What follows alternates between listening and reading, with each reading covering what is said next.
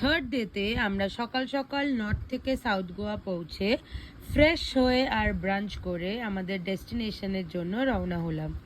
Our destination was Netra Valley Waterfall, which was approximately 38 kilometers from Palolem Beach, and the view throughout the journey was beautiful. দেন আমরা registration করে আর একটু trek করে এই সুন্দর ওয়াটারফলে এসে পৌঁছালাম। দেন আর কি, ওই একটু ছ্যাবলাও মারলাম, স্নান করলাম, সাথে একটু ফিশ পেডিকিউরও করিয়ে নিলাম। ডুব দে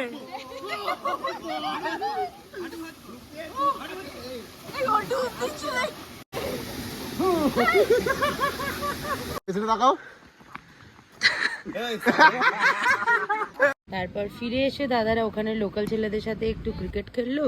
দেন আমাদের হোটেলের সামনে বিচে বসেই আমরা একটু আড্ডা মেরে আর ডিনার করে we ended our day. That's it for day 3 in Goa. See you soon. Bye.